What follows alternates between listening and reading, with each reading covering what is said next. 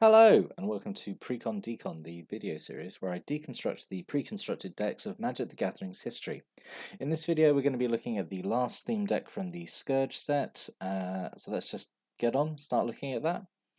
So it's Storm Surge, which is a white and blue deck. Let's look at the deck list.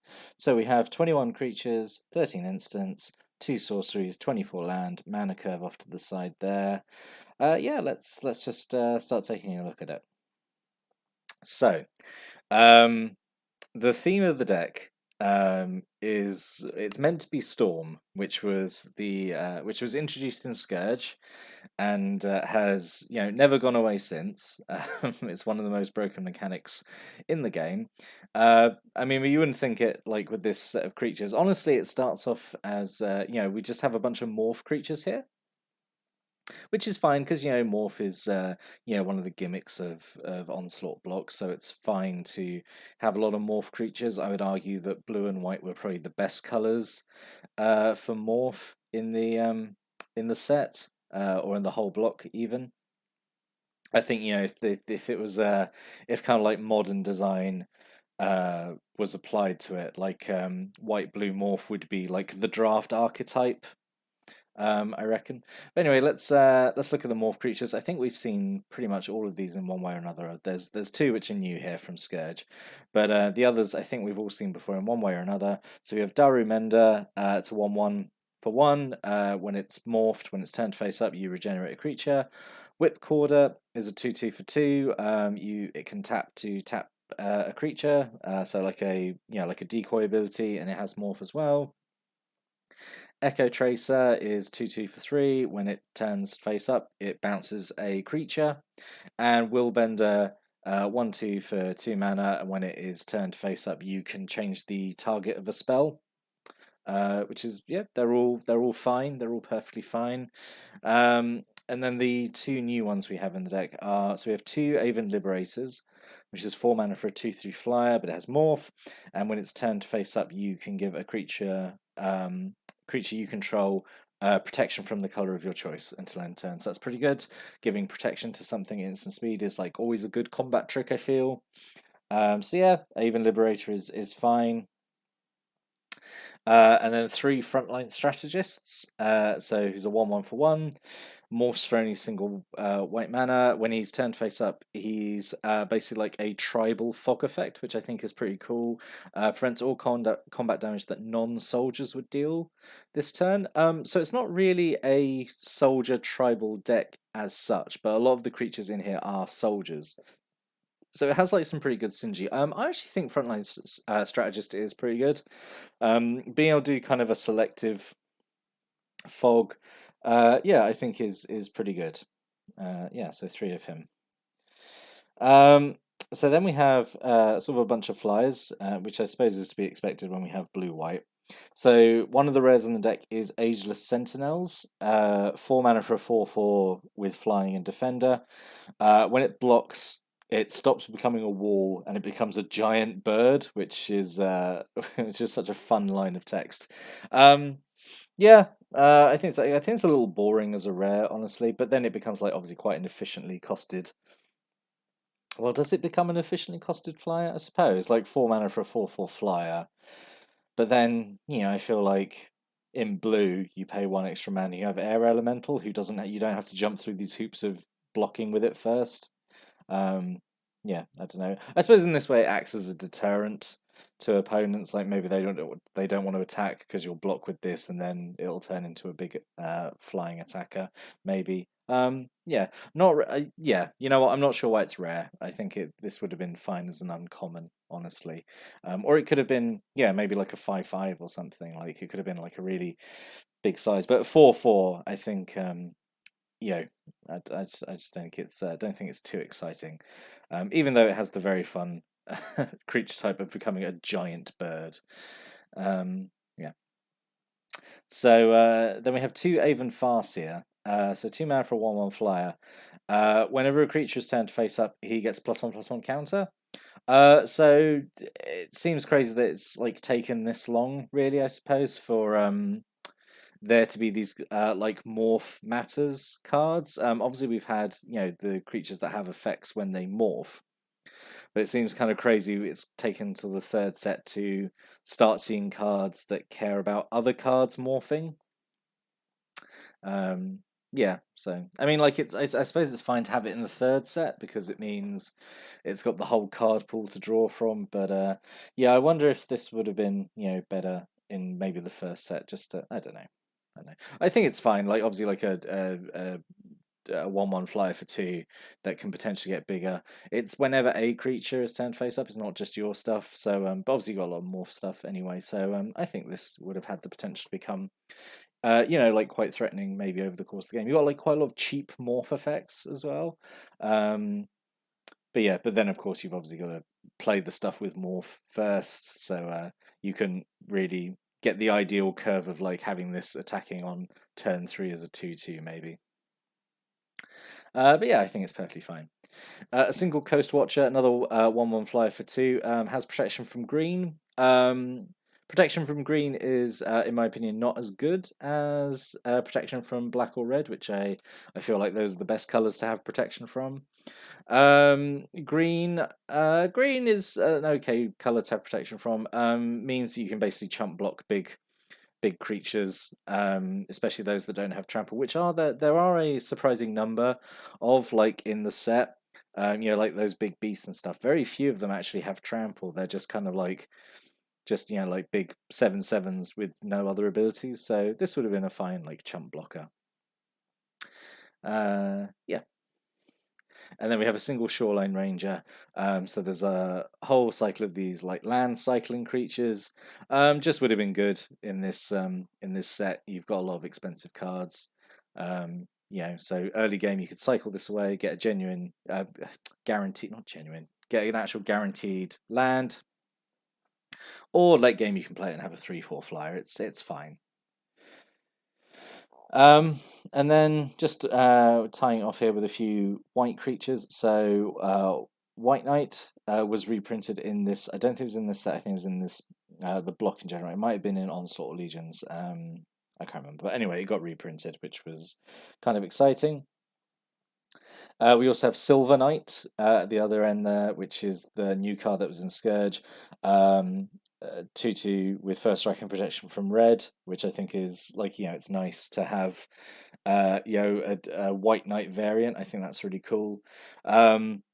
What I kind of always wanted was a like another Black Knight.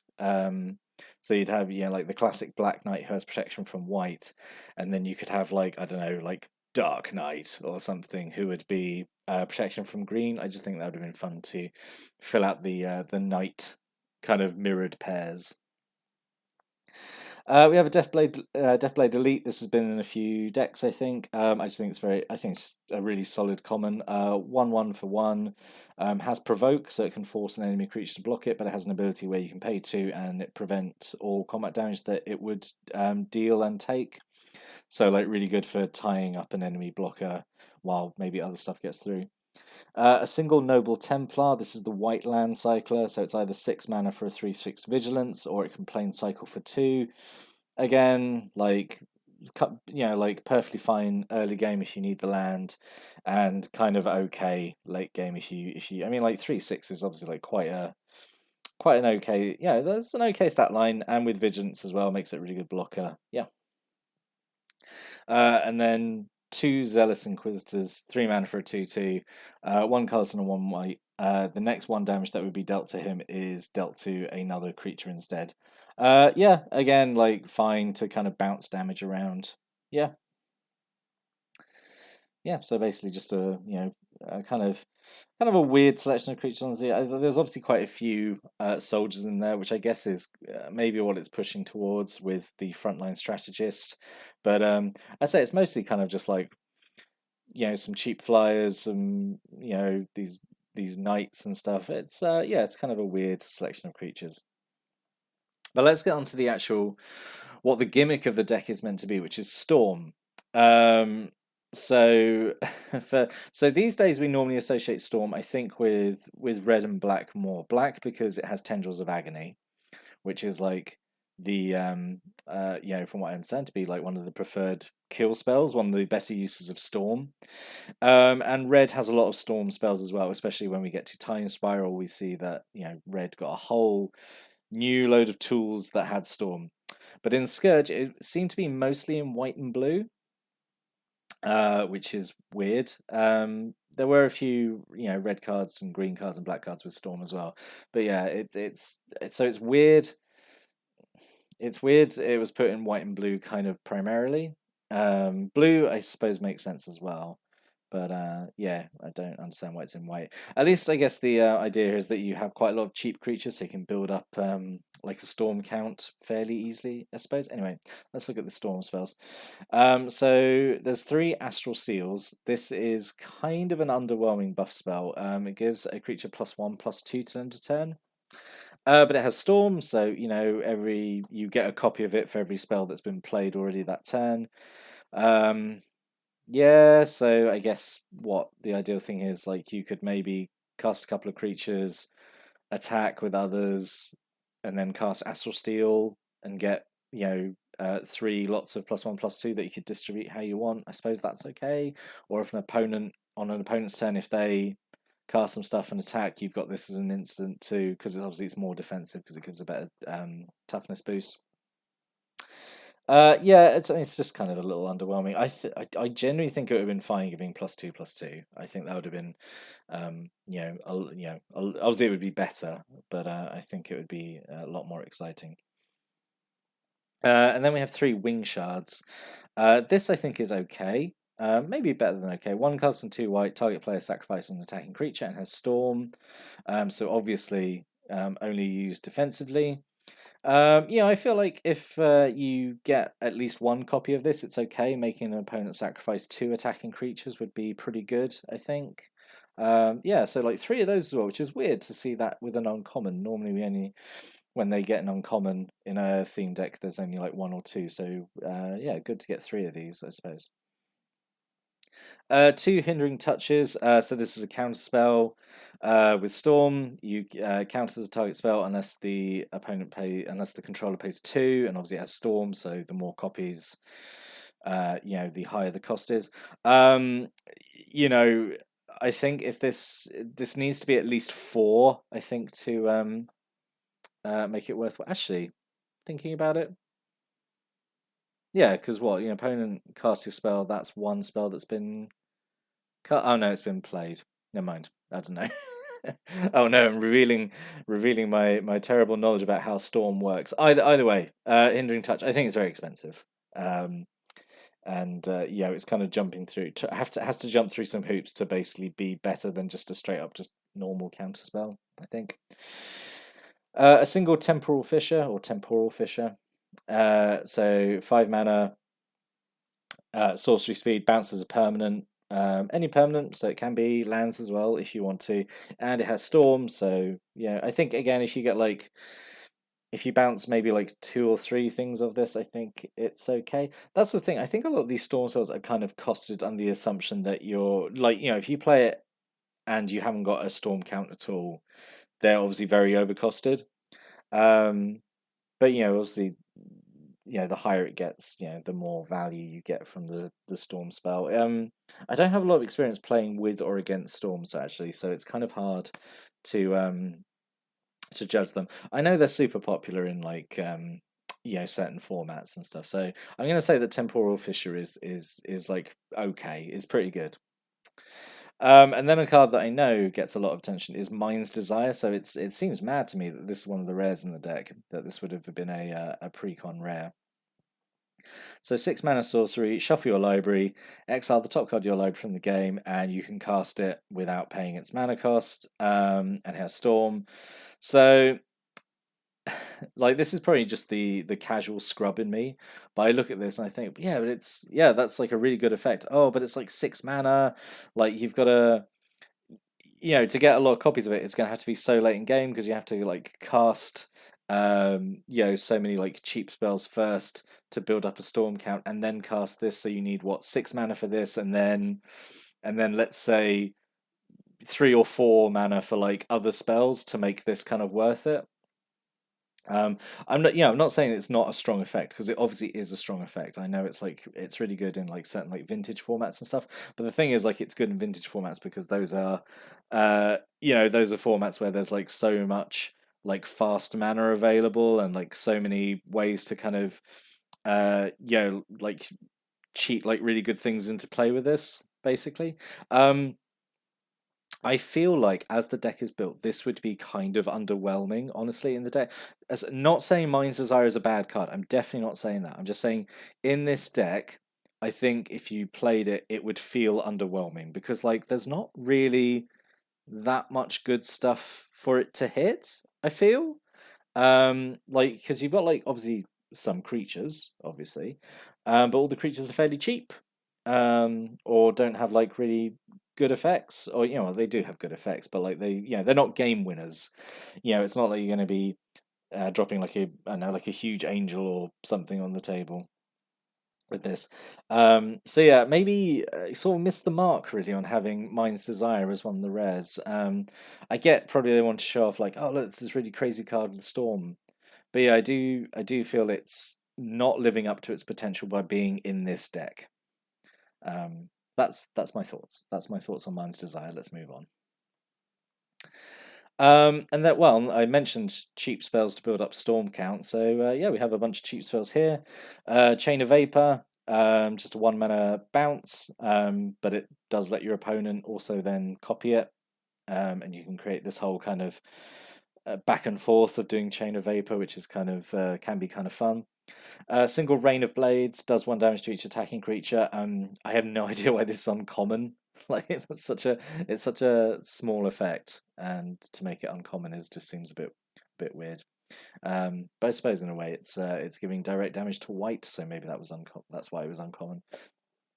But yeah, it's perfectly fine. Would wipe out obviously a whole bunch of goblins if they attacked you. To reward the faithful, any number of target players. So if it works, works in a team game.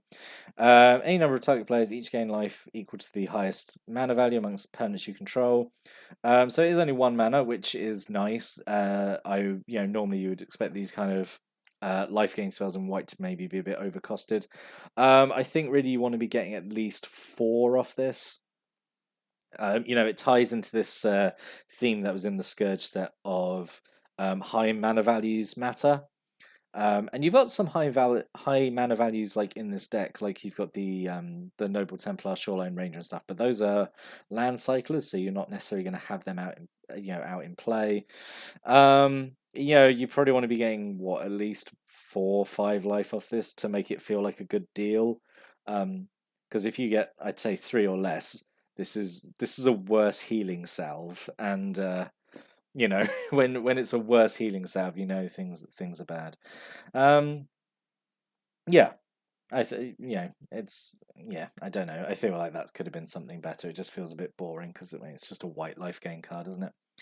And then a single spy network. This is quite fun, I think. So a single blue mana instant. Look at target player's hand, the top card of that player's library, any face down creatures they control. Then look at the top 4 cards of your library and put them back in the order. So it does a lot for only 1 blue mana. It gives you like so much information. Because you get to look at an opponent's hand, what their next draw is going to be. If they're playing with Morph, and like if you're playing these decks, these Onslaught block decks together, then they'd probably have some face down Morph creatures. You can look at what they are, and then rearrange your top 4 cards. That's a lot going on for only 1 mana, and it in speed. It's like I think that's a perfectly fine card, honestly. Yeah. And then we just finish things off with 2 of each of the white and blue cycling lands. These are perfectly fine. So, what could have been? So I've talked about Mind's Desire maybe not being great in this, but then like I was looking through the set, and I generally couldn't find a blue or white rare that I thought could have been better.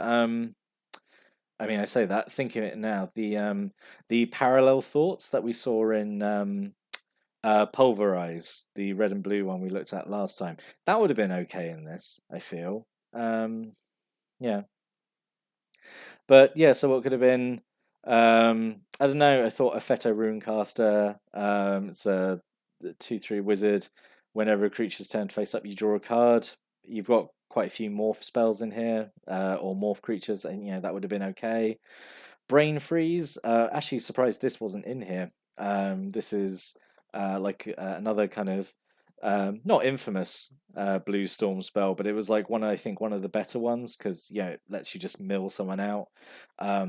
And it being cheap as well means that you could have you could have just done it in after casting maybe like you drop like 3 of these little soldiers and then do a brain freeze and like mill someone for like 15 or something. This was back when mill wasn't as common really as we see it this day, because these days we get a lot of mill in sets, but this is when it wasn't as common. But yeah, really surprised brain freeze wasn't here. It's another blue storm spell, would have been good at showing it off.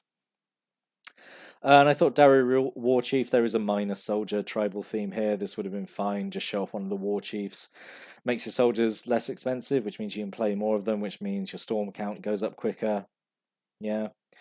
And then Riptide Survivor. I just thought this was kind of like a fun creature, just to turn it face up for 3, to discard 2 and draw 3. So you could manipulate that. So you discard only 1 card or no cards at all, and then get a fresh hand of 3. I don't know. Just thought those could have been some options. So in summary, I don't know what to really think about this one. Just because it's such a storm of feelings I've got here. Like that's unintentional pun there, because white blue is my least favorite color combination, and I have a negative disposition towards storm anyway, because I don't like it as a mechanic, or that's not fair. I don't have a lot of experience with it, but even with not a lot of experience, I can look at storm as a mechanic and be like, that's pretty broken. I don't know why it was created the way it was. So overall, I don't know how this would have been playing out of the box, honestly. I think the rares in here are disappointing. Again, I'm not saying Mind's Desire is a bad card. It's obviously not a bad card. It gets used a lot in vintage formats and stuff. But I think it would have been disappointing in this deck just because it's wouldn't have been used to its full potential. So more than I feel like any other deck we looked at, this is one that would have benefited the most from someone taking it away, changing the cards around it, and kind of like playing a modified version of it. Whereas, because I just feel like if you played it as is, it just plays like a white blue weenie deck, I guess, with this kind of storm gimmick to it. I don't know. I just feel like it would have been a little disappointing, maybe, or felt a little weird to play. But that's that's just my opinion of it. As I say, I didn't own this deck. I didn't play it. All I'm doing is sort of assessing how it looks on paper. But what did you think after looking at it? Stick a comment below if you had this deck or played it, or just in general if you've got any thoughts about it. But right, so that's the last of the Scourge theme decks. So let's take a little moment here. So so we're taking a break. So we've hit the end of Scourge. So the next set after this is 8th edition, which is the start of the modern era. And that's when the card faces change. So Scourge is the last set with the classic card faces. So what we're actually going to do is I've got an idea for one more video after this. And then we'll have that video. We'll have one more video where I look back at all the decks I've looked at so far. We're going to call this the end of Season 1 before we start the modern era with 8th edition. That's going to be Season 2. But yeah, so next time you'll see next time. It's a fun idea, and then we'll do a wrap up. But yeah, I hope you've enjoyed my look at the Scourge theme decks, or just all the Onslaught block theme decks. But I'll be back next time with a special surprise video. But until then, thank you for watching and listening, and have a good day.